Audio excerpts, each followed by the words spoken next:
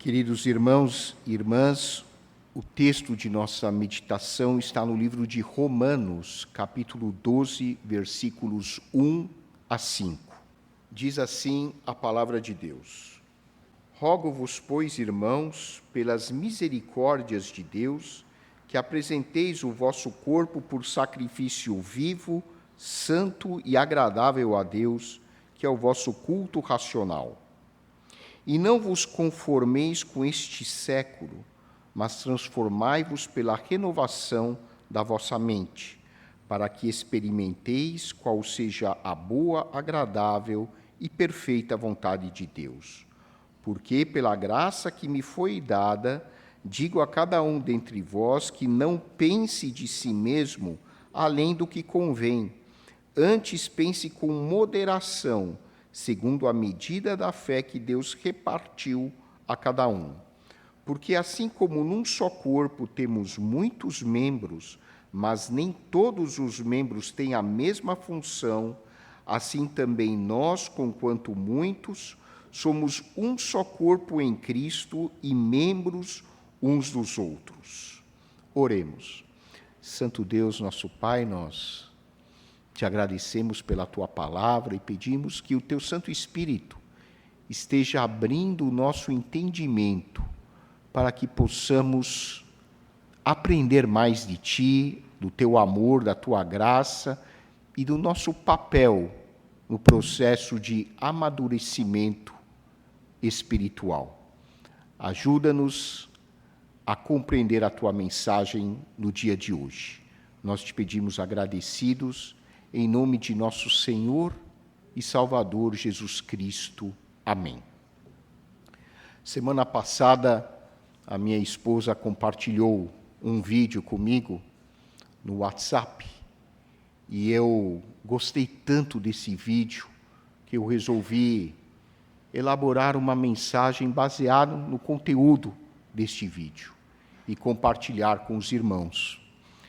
É um comentário do professor de filosofia Clóvis de Barros a respeito da ideia da professora Hannah Arendt sobre a banalidade do mal. E esse tema é muito atual. Esse tema está presente no nosso cotidiano e a trivialização do mal é algo que aflige a nossa sociedade. Nós estamos assistindo a guerras, a conflitos armados em que milhares de crianças e mulheres, principalmente, pessoas completamente indefesas, estão morrendo. E para nós tudo bem. A gente está preocupado quem foi selecionado aí para integrar o elenco da seleção brasileira na Copa do Mundo. Enquanto isso, meus irmãos, tem gente morrendo de fome, tem gente sendo aprisionada injustamente, tem gente perdendo toda a sua família por causa de bombas. E para a gente, a vida continua, como se nada estivesse acontecendo. Então, esse conceito da banalidade do mal, da trivialização do mal, da professora Hannah Arendt, é algo muito presente no nosso cotidiano e, por isso, eu achei bastante pertinente compartilhar com os irmãos essa ideia dessa cientista política. Quem foi Hannah Arendt? Hannah Arendt foi uma judia que fugiu da Alemanha nazista em 1933.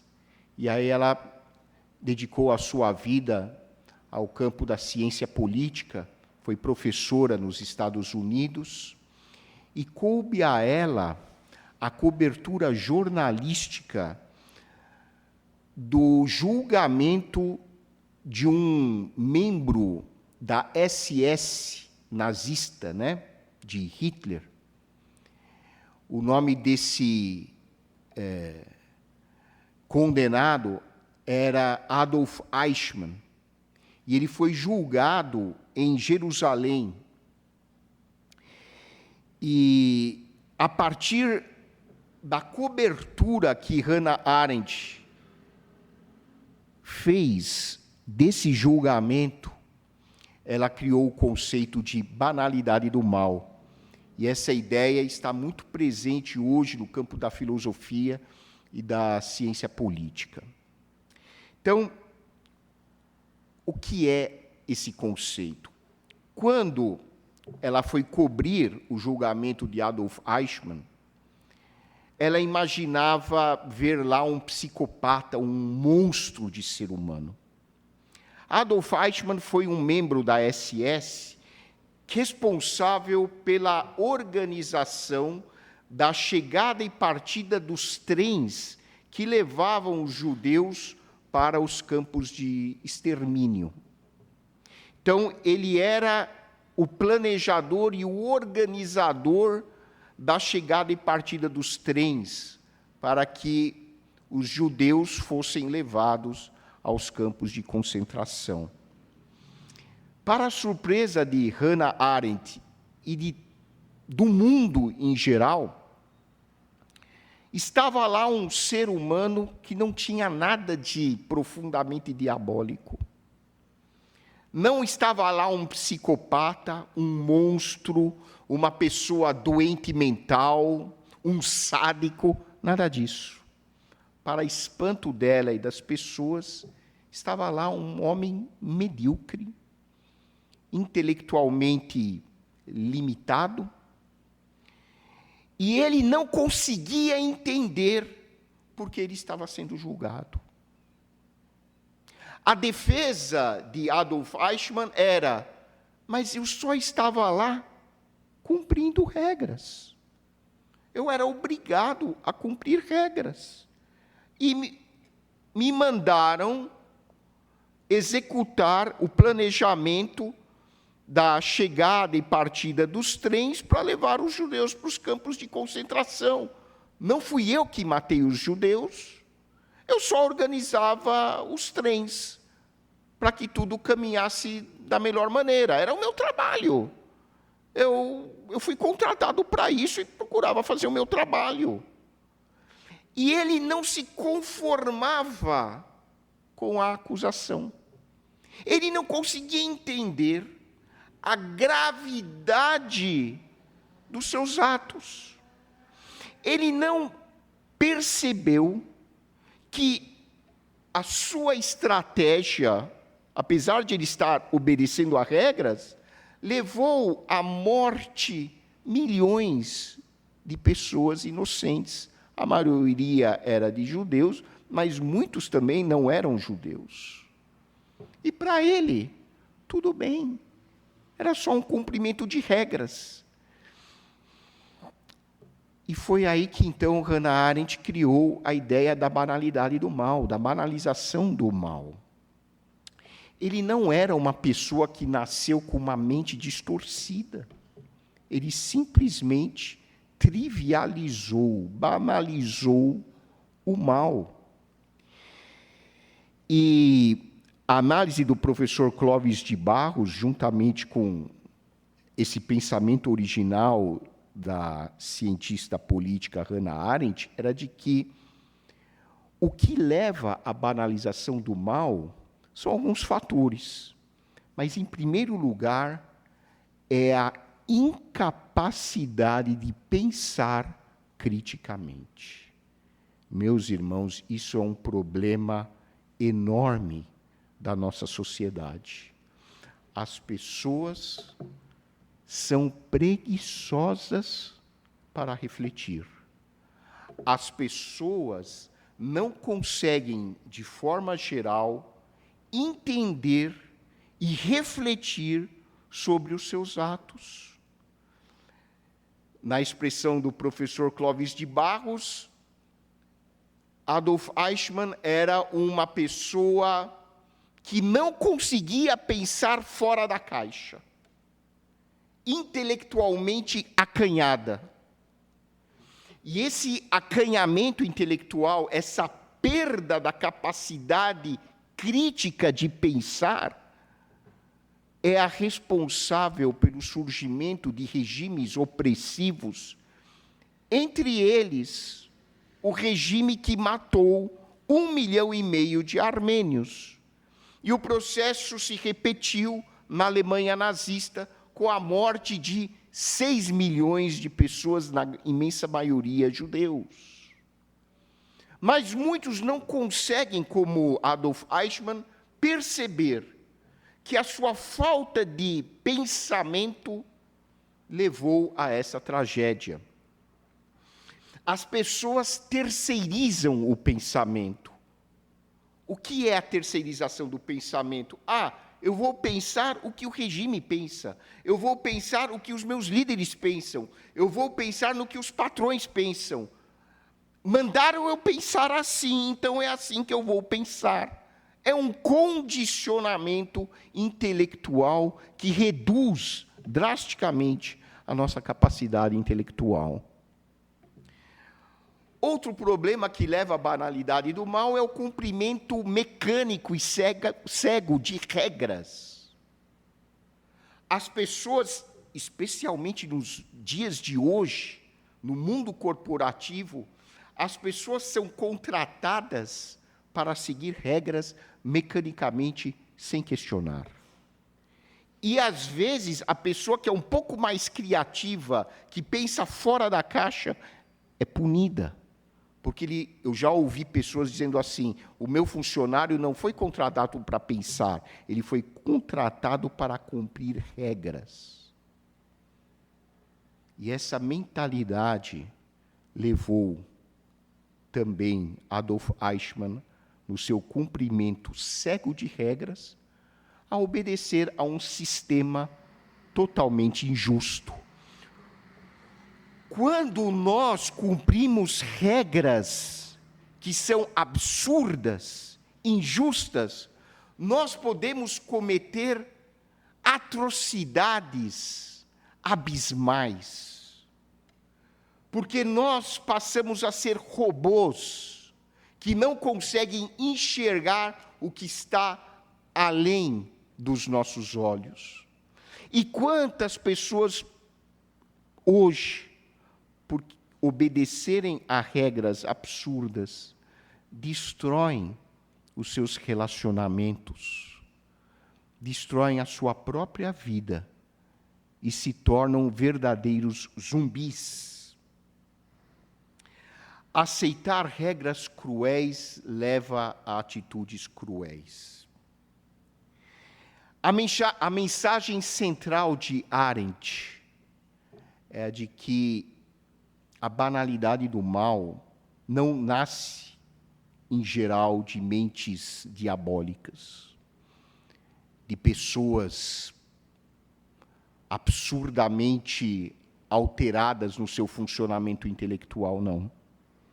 A banalidade do mal, a trivialização do mal nasce da falta de pensamento, da inércia intelectual, nasce da nossa preguiça, do nosso comodismo em pensar fora da caixa.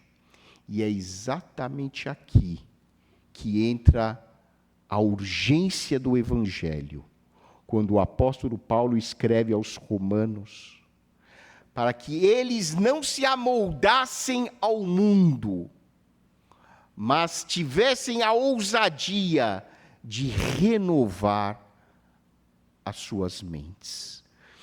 Hoje nós enxergamos o cristianismo como uma religião de submissão, mas isso é totalmente errado do ponto de vista histórico.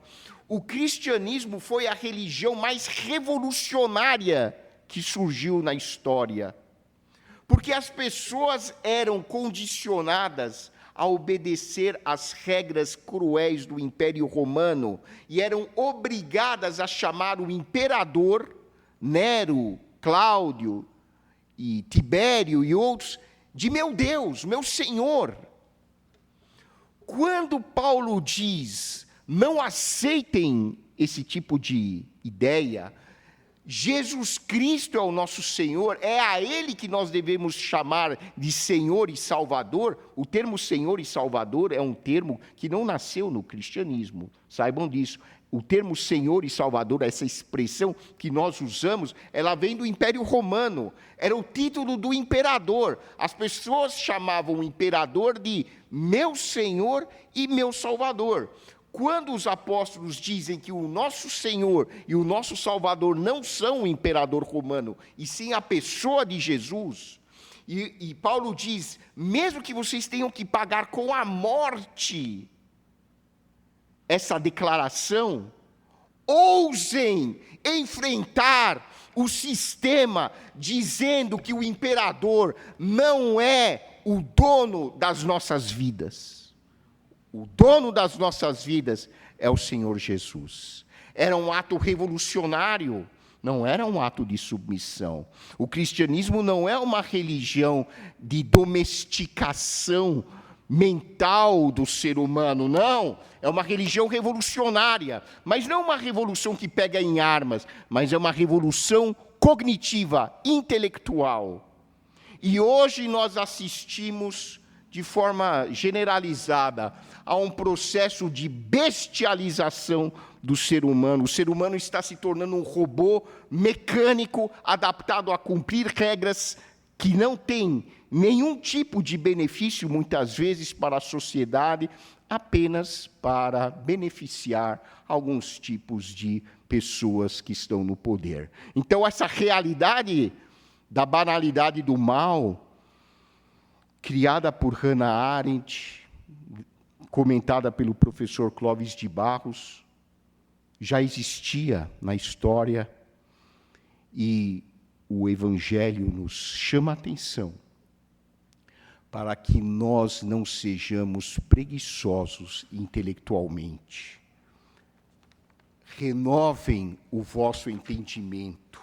O cristão é chamado a ter uma mente ativa e renovada por Cristo, assumindo a sua responsabilidade moral e recusando-se a ser apenas uma engrenagem cega nos sistemas cruéis que a sociedade muitas vezes tenta nos impor. Como podemos colocar Deus nesse processo de transformação das nossas mentes? Nesse texto, o apóstolo Paulo aponta para alguns princípios essenciais no nosso processo de crescimento espiritual. E o primeiro é a necessidade de entrega total a Deus. O apóstolo Paulo inicia o texto dizendo: rogo-vos, pois, irmãos, pelas misericórdias de Deus, que apresenteis o vosso corpo por sacrifício vivo, santo e agradável a Deus, que é o vosso culto racional. Hoje nós lemos uma frase dessas e nós não sentimos o impacto que esse texto teve no primeiro século. Qual era a cultura do primeiro século, tanto entre judeus como pagãos? As pessoas adoravam a Deus no templo. Não havia o conceito de adoração fora do templo. É como se as pessoas entendessem hoje que, onde eu vou adorar a Deus? Eu vou adorar a Deus na igreja. E as pessoas tinham uma ideia de Deus, como muitos têm até hoje, de um Deus extremamente caprichoso, um Deus carrasco.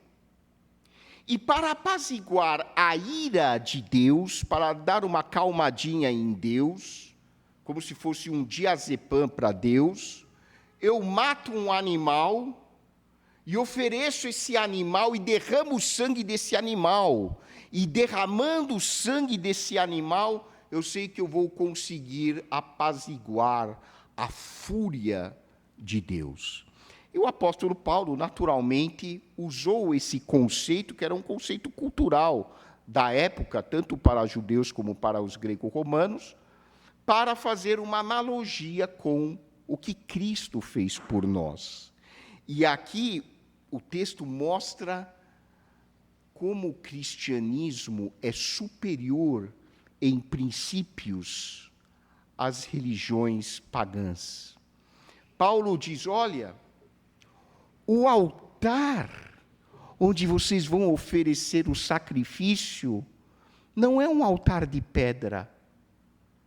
O altar é o nosso cotidiano, é o nosso dia a dia.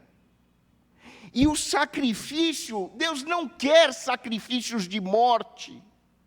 Deus não está interessado em derramar sangue. Isso era uma metáfora.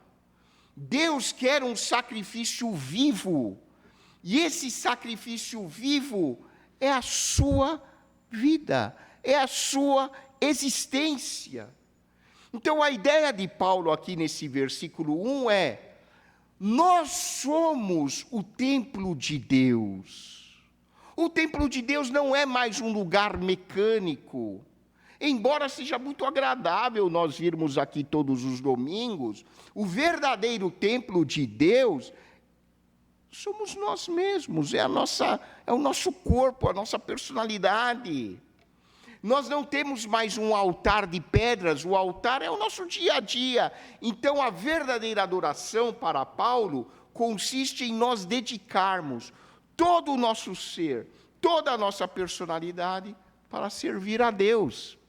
Então, amanhã, quando você chegar no seu trabalho e você estiver diante da sua mesa do escritório, essa mesa é o seu lugar de culto.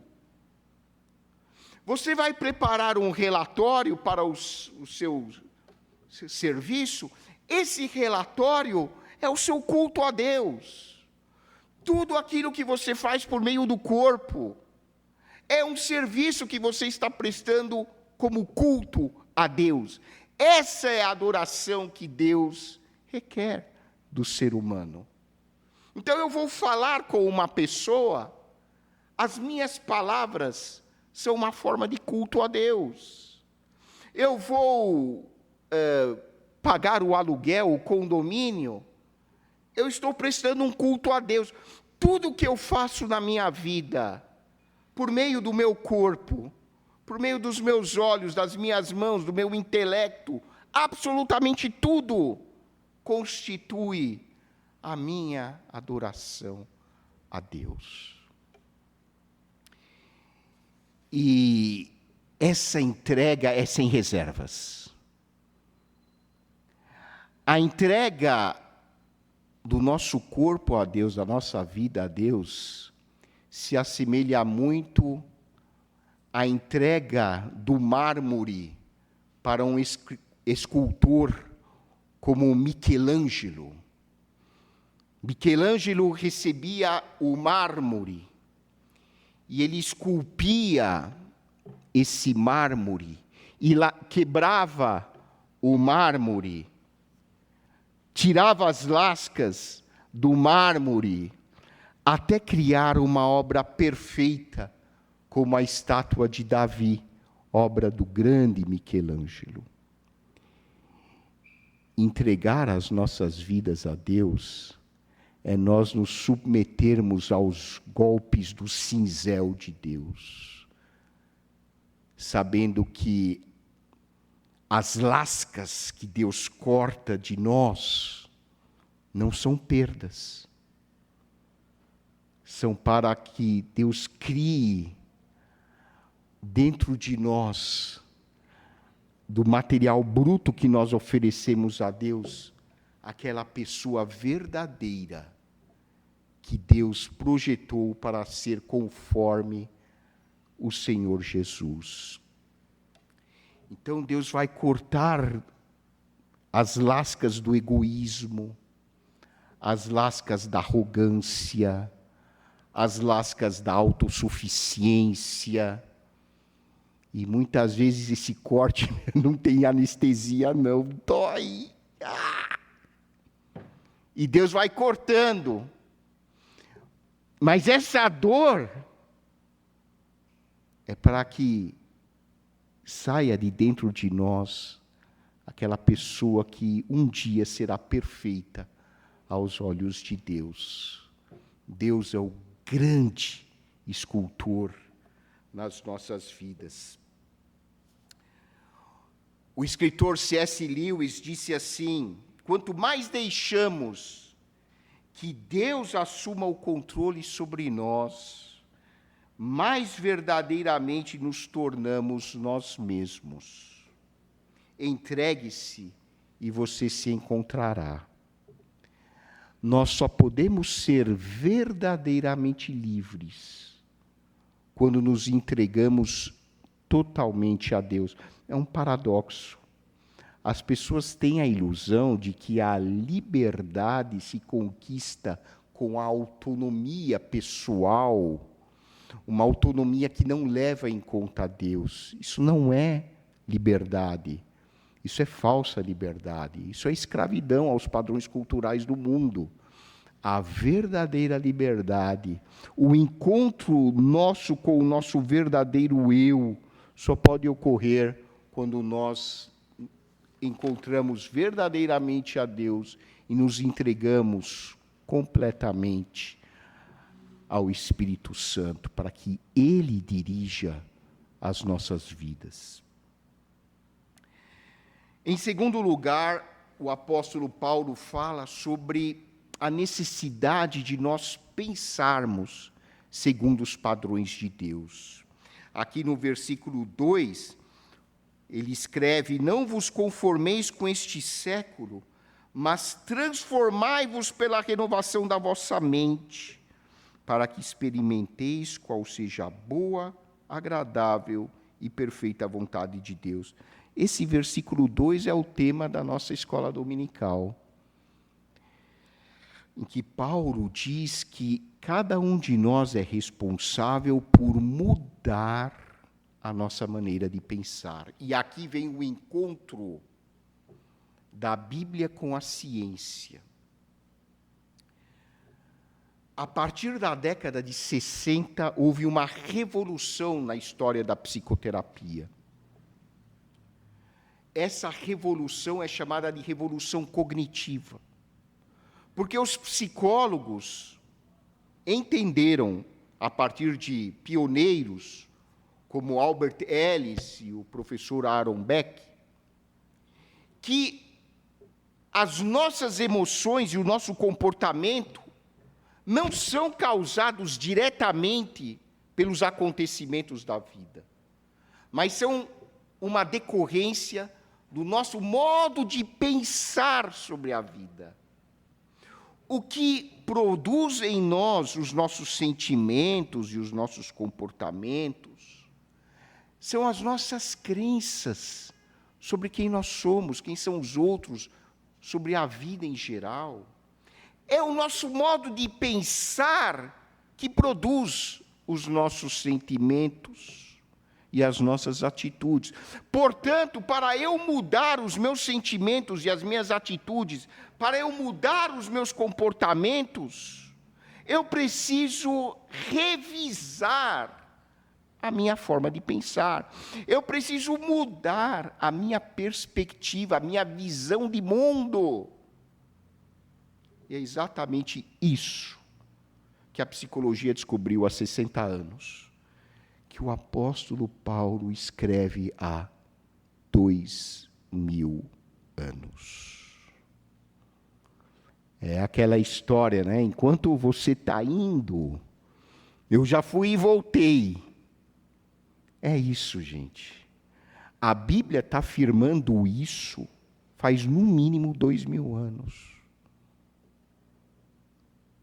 A sabedoria de Deus, que excede todo entendimento, nos mostra que se nós quisermos desfrutar de uma vida mental de qualidade, nós precisamos revisar as nossas ideias.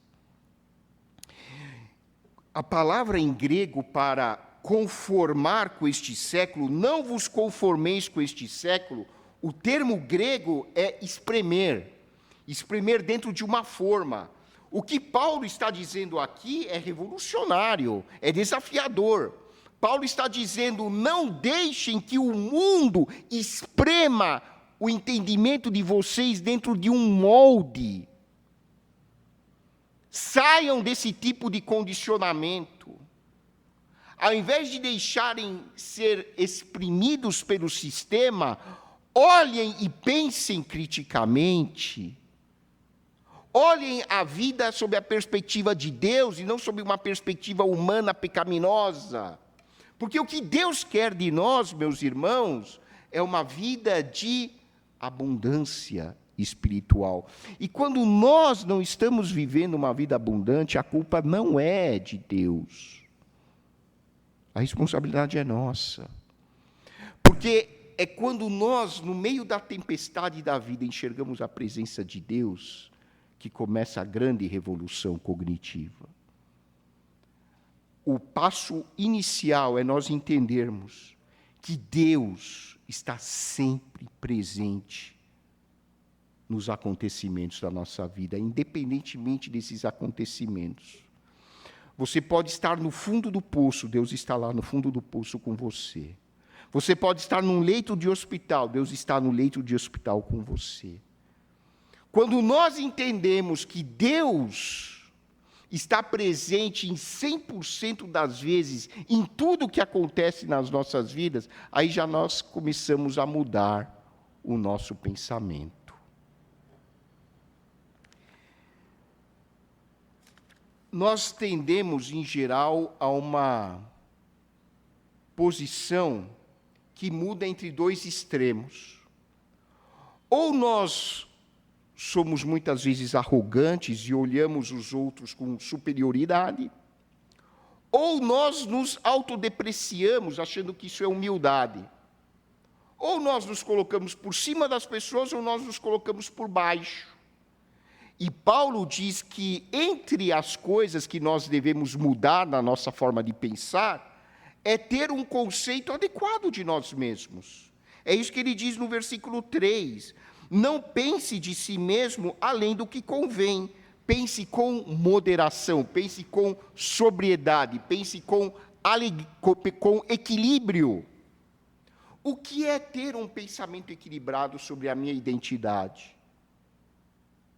Na análise transacional, nós dizemos que isso corresponde a uma posição eu ok, você ok. Eu sou uma pessoa de valor, eu sou uma pessoa que merece ser respeitada, tenho meus defeitos e tenho minhas virtudes, mas eu sou uma pessoa criada à imagem e semelhança de Deus e tenho o meu valor intrínseco. Não sou melhor do que você, mas você também não é melhor do que eu. Pensar com sobriedade é pensar com equilíbrio. É enxergar cada ser humano como igual a nós. Não é pensar que os outros são muito melhores que você. Isso não é humildade, isso é autodepreciação. Humildade não é você pensar menos de você. Humildade é você pensar menos vezes em você. Porque quanto mais nós focamos em nós mesmos, mais infelizes e ansiosos nós nos tornamos. Humildade significa eu reconhecer que Deus me criou com valor e por isso eu mereço ser respeitado. Humildade é eu reconhecer que as minhas habilidades e talentos, eu tenho minhas habilidades e talentos e você também tem suas habilidades e talentos. Não vem de nós, vem do Criador. A minha humildade consiste em reconhecer a misericórdia de Deus sobre a minha vida. Agora, dizer assim, eu sou burro, eu sou incapaz, como é que Deus ama uma pessoa como eu? Isso não é humildade, isso é ignorância, isso é autodepreciação. Não tem nada a ver com humildade. E, finalmente, o apóstolo Paulo diz que um dos princípios para nós mudarmos a nossa maneira de pensar é nos conectarmos uns com os outros. E aqui Paulo introduz a bela mensagem do corpo. Nós formamos um corpo, e assim como num corpo nós temos vários membros, e cada membro tem a sua função, e cada membro depende do outro, assim também somos nós. Nós somos membros uns dos outros. Nós somos pessoas interdependentes. A minha fé não vive isoladamente da sua. Eu preciso de você, você precisa de mim. Porque num corpo, quando um membro sofre, todos sofrem. Quando um membro é honrado, todos são honrados. Então, meu irmão, se você tiver um espinho no seu dedo do pé, no seu dedão, te garanto, todo o teu corpo vai sofrer. Enquanto você não remover esse espinho, você vai sofrer. O braço vai sofrer, a mão vai sofrer, a perna vai sofrer, por causa de um espinho que está no seu dedão. Nós somos assim. E aqui nós temos um exemplo brilhante da natureza, o exemplo das sequoias. Vocês sabem o que é uma sequoia? A sequoia é a árvore mais alta do mundo. Ela tem mais de 100 metros de altura. Se você quiser conhecer as sequoias, você compra uma passagem e vai para a Califórnia. Lá está cheio de sequoias. As sequoias são, se você não tiver dinheiro como eu, você entra no Google Images. Lá você vai ver a figura de uma sequoia. Sequoias são árvores enormes, mas têm raízes superficiais. As raízes das sequoias atingem no máximo 4 metros de profundidade. Como é que uma árvore tão grande tem raízes tão pequenas? Porque o segredo da sequoia não é o tamanho das raízes, mas que as raízes das sequoias se entrelaçam superficialmente umas com as outras. As raízes das sequoias se entrelaçam. E quando uma tempestade atinge a floresta onde as sequoias estão, é a floresta que sustenta as sequoias. Não são as árvores individualmente que se sustentam. E assim é o corpo de Cristo. Você, com seus dons, com seus talentos, você ajuda no sustento das outras pessoas.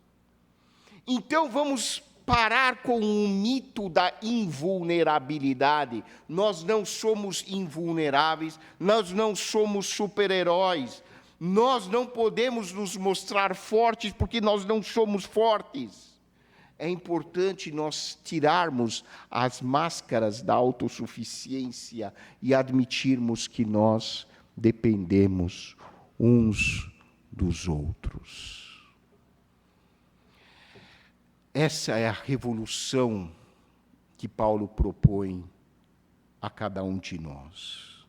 Que nós não nos deixemos espremer pelo sistema que nos oprime.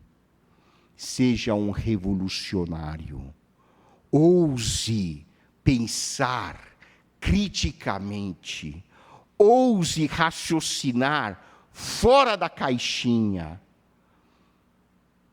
Que nós possamos, de fato, entregar a totalidade das nossas vidas a Deus, por meio de Jesus. Que nós possamos renovar diariamente o nosso entendimento e que possamos ter a consciência de que nós dependemos uns dos outros. Agindo assim, meus irmãos, nós estaremos nos protegendo e nos imunizando contra a banalidade do mal. Que Deus nos abençoe. Bohos arakiala, mesgehravire, hor armadagan, gerbarana pohutian, hortorelov, mergianke amen or astudzo hansenel, Iprev gentani, korzon yev kidagits zor. Ais amporchagan, ans na devutiuna, cichancher mer eutiuna. Ailge heratsene, mer yesa sirutiuna. Haid na perelu hamar, ein jeshmarid incnutiuna. vor ararice gerdadze mezi hamar.